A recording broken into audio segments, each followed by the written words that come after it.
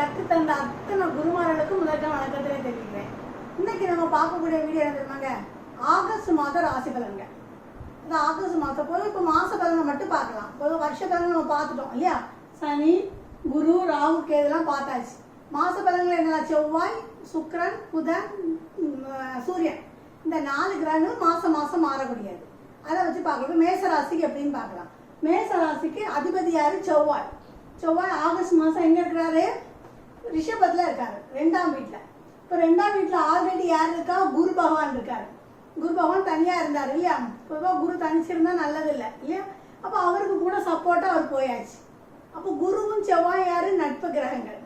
அப்போ 2 ஃப்ரெண்ட்ஸும் சேர்ந்து நல்லது தானே. அப்போ அதே மாதிரி 2 ஃப்ரெண்டும் ஒரு வீட்டுக்கு போகிறோம். அந்த வீட்டோட ஓனர் எனிமையாக இருக்கார். அப்போ இங்கே சுக்கிரன் யாரு, வீட்டு ஓனர் சுக்கிரன். சுக்கிரனுக்கு குரு பகை, செவ்வாய் சமம். அப்போ அந்த வீட்டுக்கு போனோன்னே எப்படி இருக்கும் நீங்களே யோசிக்கணும். அதுக்காக தான் சொல்கிறேன். ஒரு 2 நட்பு, நம்ம ஃப்ரெண்டு, நம்ம 2 ஃப்ரெண்டு ஒரு வீட்டுக்கு போவாங்க. ஃப்ரெண்டுக்கு நம்மளால பிடிக்கல. அப்போ அந்த வீட்டில் நம்மளுக்கு எவ்வளோ இது இருக்கு, மதிப்பு இருக்குமா, இருக்காது. அதனால நீங்கள் என்ன நினைக்கணும், குருவும் செவ்வாயும் சேர்ந்துட்டுனா குருமங்கள யோகம் நினைக்கக்கூடாது. குருவும் செவ்வாயும் 7ஆம் பார்வையாக இருந்தாலும் குருமங்கள யோகம். ஓகே. அப்போ 2ஆம் வீட்டு தனஸ்தானத்தில் போய் செவ்வாய் போய் இருக்கிறாரு. அது வாக்கு ஸ்தானமும் கூட. வாக்கு இதே ராகு 3ஆம் பார்வையா இந்த 2ஆம் இடத்தை பார்க்குறாரு. ஓகே. இந்த ராகு என்னது, வாய், இது வாக்கு. ஓகே. அப்போ நம்ம என்ன சொல்லுவோம், அது இந்த ராகு பிரம்மாண்டமாக நம்மளை பேச வைக்கும்.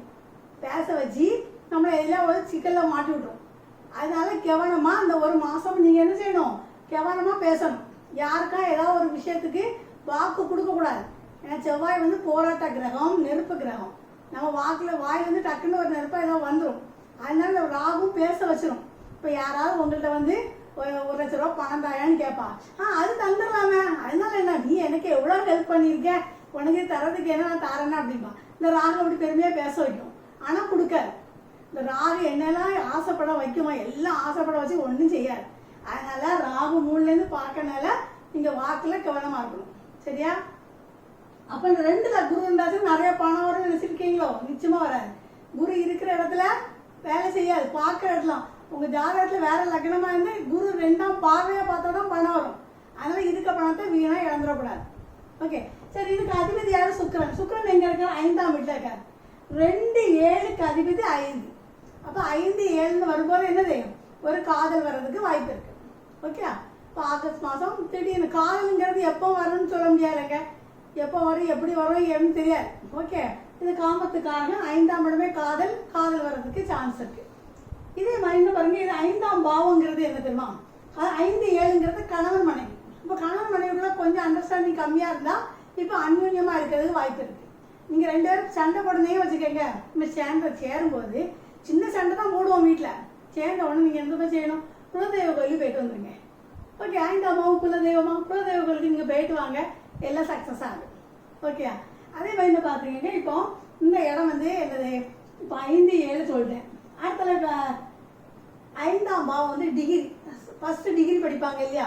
இப்போ அந்த டிகிரி ஒரு பிள்ளைய படிச்சுட்டு இருக்கு பாருங்க, ஃபர்ஸ்ட் இயரா செகண்ட் இயரா படிக்கும்போது அதுக்கு இப்போ மேரேஜ் வர்றதுக்கு வாய்ப்பு இருக்கு. நிறைய பேருக்கு செகண்ட் இயர்லாம் மேரேஜ் வரும்ல, மேரேஜ் வர்றதுக்கு வாய்ப்பு இருக்கு. இதே ஒரு 40 வயசு பொம்பளையா இருக்கட்டுமே, அவங்களுக்கு இப்போ அவங்க கரஸில் படிக்கணும்னு ஒரு ஆசை வரும். அந்த மாதிரி படிக்கிறதுக்கு சான்ஸ் இருக்கு. ஓகே. நான் சொல்கிற ஒவ்வொரு விஷயமும் நீங்கள் வந்து அந்தந்த ஏஜுக்கு தகுந்த மாதிரி பிரிச்சுக்கணும். நீங்கள் 60 வயசுல உள்ளவங்க எனக்கு லவ் வருமானு யோசிக்கக்கூடாது. அந்தந்த வயசுக்கு நீங்கள் யோசிச்சு முடிவு எடுத்துக்கணும். ஓகே. சரி. அடுத்தல பாருங்க, புதனை பார்த்தீங்க, புதன் 3 6 கூடவர் 5 7. ஓகே. அப்போ 3ஆம் பாவங்கிறது என்னது, கம்யூனிகேஷன், பத்திரப்பதிவு. ஓகே. அப்போ 5ஆம் இடம்ங்கிறது பூர்வீக சொத்து. அப்போ இப்போ உங்களுக்கு ஒரு பூர்வீக சொத்தை நீங்கள் பாகம் பிரிக்கணும்னு பிளான் பண்ணியிருப்பீங்க. அது இந்த சமயம் பிரிக்கும்போது புதன் வக்ரமாக இருக்கார். ஓகே. வக்ரமாக இருக்க 2 தடவை நடக்கும். ஃபர்ஸ்ட் ஒரு பத்திரம் எழுதி வைங்க, அடுத்து 2வது ஒரு பத்திரம் எழுத வேண்டி வரும். அப்படி 2 தடவை நடக்கக்கூடிய விஷயம் வரும். ஆனால் பத்திரப்பதிவு சக்ஸஸ் ஆகும், அதை பண்ணலாம். ஓகே. அப்புறம் 3ஆம் பாவங்கிறது என்னது, தாய் மாமா தான் 3 குறிக்கும் புதன். இப்போ கல்யாணம் ஆகி ரொம்ப வருஷமாக எடுத்துருப்பீங்க, குழந்தை பிறக்காமல் இருக்கும். அப்போ குழந்தை பிறக்கலைன்னா நம்ம என்ன செய்வோம், ட்ரீட்மெண்ட் எடுப்போம், வேற எல்லா விஷயங்கள்லாம் பார்ப்போம். இன்னும் ஒரு விஷயம் என்ன தெரியுமாங்க, குழந்தை பிறக்கலைன்னா ஒரு இடம் மாறி இருந்தாச்சுன்னா குழந்தை பிறக்கக்கூடிய வாய்ப்பு உண்டு. அப்போ நமக்கு 3ஆம் அதிபதி 5ஆம் வீட்டில் இருக்கிறனால 5ஆம் குழந்தை பார்த்தீங்களா, அப்போ நீங்கள் வந்து குழந்தை பிறக்கலைன்னா தாய் மாமா வீட்டில் 2 நாள் இருந்து தங்கிட்டு வாங்க. தாம்பத்தியம் அங்கே வச்சுட்டீங்கன்னா கரு உருவாதுக்கு வாய்ப்பு இருக்குங்க. ஓகே, தாய் மாமா எனக்கு தாய் மாமா இல்லை மேடம், நான் எங்கே போய் தங்குறதுக்கு? தாய் மாமா இல்லைன்னா பக்கத்து வீட்டு மாமா வீட்லேயே போய் தங்கக்கூடாது. ஓகே, சப்போஸ் தாய் மாமா இல்லைன்னா புதனுங்கிறது செட்டியார், அந்த சமுதாயத்தை சார்ந்தவங்க. அப்போ உங்களுக்கு செட்டியார் சமுதாயத்திலோட ஃப்ரெண்ட்ஷிப்பாக ரொம்ப க்ளோஸாக இருப்பாங்களா ரிலேஷனாட்டு, அவங்க வீட்டில் நீங்கள் 2 நாள் தங்கணும். வக்ரம்னா 2 முறை செய்யணும். அப்போ 2 முறை நீங்கள் தாம்பத்தியம் வச்சா நிச்சயமாக உங்களுக்கு கரு தரிக்கும். ஓகே, அந்த மாதிரி செய்து பாருங்க. அதே மாதிரி 6ஆம் இடத்து அதிபதியும் குரு தான். அவர் 5ல் போய் இருக்கார். இவ்வளோ நாள் ஏதாவது கடனில் சிக்கலாக இருந்தீங்கன்னா 2 தடவை இந்த கடத்தை அடைங்க. இப்போ வந்து சமயம் 1 மாதம் கொஞ்சம் பணத்தை கொடுங்க, கடன்லேருந்து கொஞ்சம் ரிலீஃப் ஆகலாம். பயங்கர டார்ச்சராக இருக்கும், அந்த டார்ச்சர்லேருந்து கொஞ்சம் ரிலீஃப் ஆகலாம். ஏதாவது அடிவேறு இந்த வலிலாம் வயிற்றில் இருந்தாச்சுன்னா இந்த புதன் 5ல் இருக்கும்போது அந்த வலியும் போகிறதுக்கு இதாக இருக்கும். ஓகே, சரி, அடுத்தது பாருங்க. அப்புறம் சந்திரன். சந்திரன் யாரு?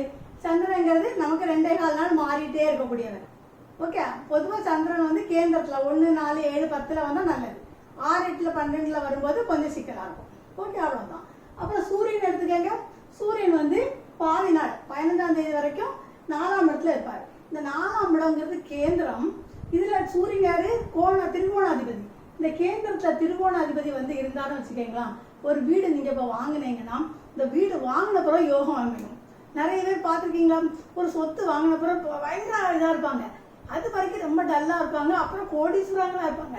அது இந்த மாதிரி கேந்திரத்தில் திருகோணாதிபதி வரும்போது ஒரு சொத்து வாங்கினோன்னா இங்கே கோடீஸ்வரம் ஆகிறதுக்குள்ள வாய்ப்புகள் இருக்கு. ஓகேயா, சரி, அடுத்ததில் பாருங்க. இதில் இது வாங்கலாம். அடுத்து இது என்ன இடம்? அப்புறம் 15ஆம் தேதிக்கு பிறகு என்ன செய்வார்? இங்கே வந்துடுவார். ஆவணி மாதம் வந்து நம்ம கல்யாண மாதம் வந்துடும். ஓகே, இப்போ கல்யாண மாதம் வந்த பிறகு பொதுவாகவே யாருக்கான தேதியா நம்ம டேட் ஆஃப் பர்த்தா ஒன்றுமே தெரியலனாலும் ஆவணி மாதம் கல்யாணம் வச்சுக்கலாங்க. ஏன்னா அது காலபுருஷனுக்கு 5ஆம் வீடு. இங்கே அதில் கல்யாணம் வைக்கிறது ரொம்ப சிறப்பு. ஓகே, அப்போ இந்த இடத்துல சூரியன் வந்த பிறகு செவ்வாய் 4ஆம் பார்வையாக சூரியனை பார்ப்பார். செவ்வாய் சூரியன் உங்கள் ஜாதகத்தில் எப்படி சேர்ந்து இருந்தாலும் அமைப்பு இருந்தாலும் உங்களுக்கு லவ் வர்றதுக்கு சான்ஸ் இருக்கு. அப்போ லவ் கண்டிப்பாக வரும். ஓகே, அது வரலாம். அதே மாதிரி இந்த 5ஆம் இடத்துல சுக்கிரன் இருக்கிறாரு. இது 11ஆம் அதிபதி சனி இதை பார்க்குறாரு. 7ஆம் பார்வையாக 5ஆம் இடத்த பார்க்குறாரு. அப்போ 5, 7, 11. அப்போ இப்போ லவ் பண்ணிகிட்டே இருந்தீங்கன்னா உங்களுக்கு லவ் மேரேஜையும் சக்ஸஸ் ஆகிறதுக்கு வாய்ப்பு இருக்கு. புரியுதா? அப்போ இதனால உங்களுக்கு நிறைய லாபங்கள் இருக்க வாய்ப்பு இருக்கு.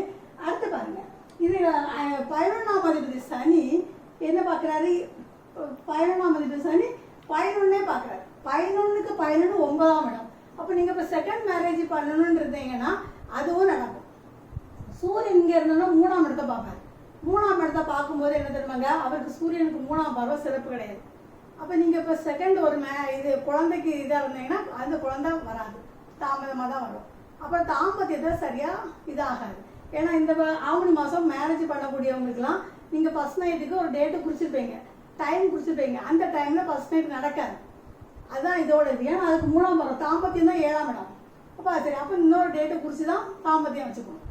அந்த மாதிரி. ஓகே, நான் சொல்கிறது எல்லாம் ஈஸியாக புரியுதா உங்களுக்கு? சரி, நாளைக்கு ரிஷபராசி பார்ப்போமா? தேங்க்யூ. அண்ட் இந்த வீடியோ உங்களுக்கு பிடிச்சிருந்துன்னா மறக்காமல் லைக் பட்டனை ப்ரெஸ் பண்ணிடுங்க. அண்ட் கூடவே இருக்க சப்ஸ்கிரைப் பட்டனையும் ப்ரெஸ் பண்ணிடுங்க.